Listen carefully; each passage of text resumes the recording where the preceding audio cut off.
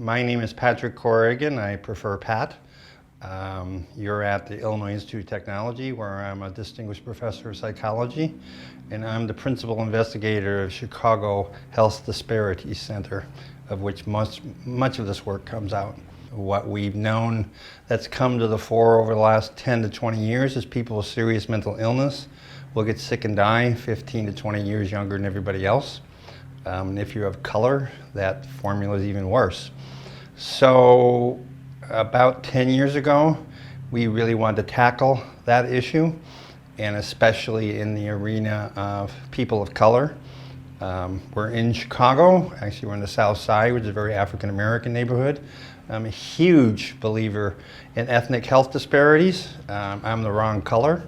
So if we're going to develop a program for African Americans with serious mental illness, then this needs to be driven by African Americans with serious mental illness. So the other thing is, and it's related to this, is our big theme of our work that Lindsay, Sonia, and I do is stigma. In many ways, the stigma of mental illness is the same categories: racism, sexism, homophobia. And so we're strong believers in that being led by peers. And so I am a peer. I've been diagnosed with major depression, bipolar disorder, anxiety disorder. I've been in the hospital. I took my meds this morning. And so while I am a scientist, I'm equally here as a peer of peers. And that's very important in what I do. My name is Lindsay Sheehan, and I'm a senior research associate here at Illinois Tech. Our CBPR teams help us make sure that flyers that we put out are understandable, that they're posted in the right places, that they're gonna, be something that people are gonna be interested in doing and participating. In terms of our consent forms, making sure that the language is there, that people can understand it, that it's explained in a way that will make sense. They will also help us, some of our projects, depending on, help us kind of formulating what are the research that we really want to focus on, what's important. My name is Sonia Ballantyne, and I am a lived experience research leader. That means that the time has been taken out, that I've been given the support needed to learn about research, to learn about ethics and how to have valid scientific research, but also using my own lived experience, my own personal journey to enrich this process. Coming into this type of research from a lived experience perspective, I know that I would feel a little insecure, maybe a little overwhelmed. And so that's when I began to view, maybe we should have a training to develop effective lived experience research leaders, because I know that there are very intricate details and parts to this. Learning how to facilitate a meeting, learning how to come up with an agenda, learning how to follow a timeline. And so we put together a second team. We were funded, and that's when it really took off. And this is where we have been able to connect with other individuals that are being placed in a position of leadership on their teams. And so I didn't want to be the exception. I wanted to be the rule. My name is Ashley Scott. I'm a community-based participatory research team member here at IIT. When I saw the flyer for the leadership training, I was actually at therapy, and I was walking into my therapy session. I saw the flyer on the reception desk, and it was like, it had my name all over it. It was like, ah. And so I called Sonia here at IIT and got connected with that. And so it was a 2-day training where we learned everything from starting a meeting, how to connect with people that may be disengaged. We talk about working on a team like this, working with people with serious mental illness versus against them, or using stigmatizing language and stuff like that. So we really got some in-depth information on how to do this kind of work from people with serious mental illness that do community-based work. So I think that was like the most important thing. The second day or the second part of the training was putting together grant proposals. So we really learned about the process of doing the like bio sketch and doing the grant proposal and working with other parts of the team, so the researcher and also other community partners. What I loved about the training, but also like the different things that are happening here, is that people with lived experience actually have answers, like they have an experience, you know, that's valuable here that in other places are not valued the same way. Even though, you know, in research, you need these people, you know, you need people with serious mental illness or other community members to inform you about your research, because you wouldn't have research otherwise. But they're kind of you know, they're at the bottom, you know, versus actually being a part of the full process, like being in it and having something to give and to offer. And that was the difference that I think made for all of us that are here, is like to see that we really matter. My name is Scott Noble. I am a CBPR research team leader. I am working on my 4th year, 3rd project, 4th team. We put the manual together on how to do research. And it was really kind of confusing and like, you know, but as I say, as I got more involved, it became where I started to be useful in the community. Because a lot of times people do research, they get the information, then they take off. But with this project, the manual showed how to get the organization involved, how to get the community involved.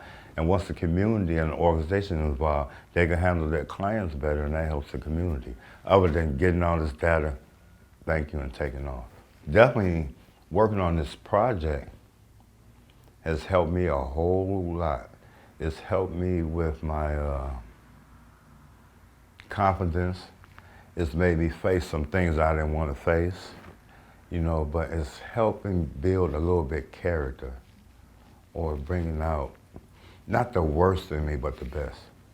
My name is Julius Mercer, and I am a team research leader with lived experience, and I work with one of the PCORI projects. Sonia Ballantyne and Lindsay, they saw something a little bit more in me than I saw in myself. They saw that if a person with lived experience, in other words, who have been there and done it, who stayed in this turmoil with issues, and then they started doing things, engaging with primary health care and clinicians and social services. And with their consistency, they came up out of it and became a more productive citizen, more stable. Myself, my mental illness is in remission.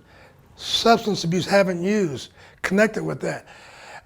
That she shared with me, now that you know this, there's some things about you, Julius, that educators, health educators and doctors and nurses, that they don't know. There's some things that they know they read in a book, but you have that combination of both. And you can actually help them to engage. My name is John R. Owens, and I serve on the Leadership Advisory Board here with Lindsay Sheehan and Sonia Ballantyne. So it's a leadership advisory board that's comprised of maybe 6 to 8 people that are working with men and women that are African American, that are challenged with mental illness, that are looking to work on research projects that would help the community. We will offer mentoring and coaching. So that's something that we talk about on a consistent basis. So mentoring, coaching, leadership, those 3 are the main topics that we talk about in our meetings. So that's what we have to contribute to men and women that are on those research projects. So they get the research projects, they get approved. We, sit down and, mentor them and coach them through the process. Develop leadership workshops for them to attend to be able to see how, men and women are involved in leadership positions and see how they can contribute to their research projects. My name is Marilyn Perez.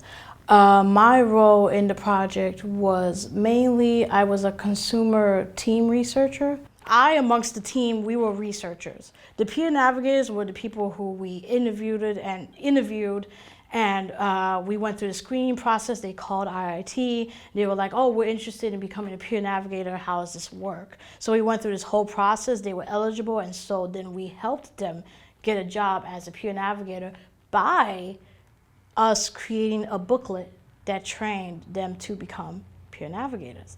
And I think I say that with a smile because that was like the best part of the research. Because again, I'm here to help people. And so in any means possible. So basically the train helped them get on their feet, even if it's just momentarily, because this is research. However, they were more hopeful, they were more happier, and they did really good. So we had really good results. I personally feel amongst everybody else, not everybody can speak here today, and not everybody can speak in general. However, I'm the voice for the people I worked with, and I'm also the voice for the peer navigators. My name is DeAndre Hill, and I'm a research assistant with IIT on the BHL for African Americans with serious mental illness, with diet and exercise problems, and health disparities, things of that nature. Right now, we're running the first cohort of classes. What we did before that was we developed a manual for the peer navigators. Then we developed a curriculum for the classes for the actual participants to engage in.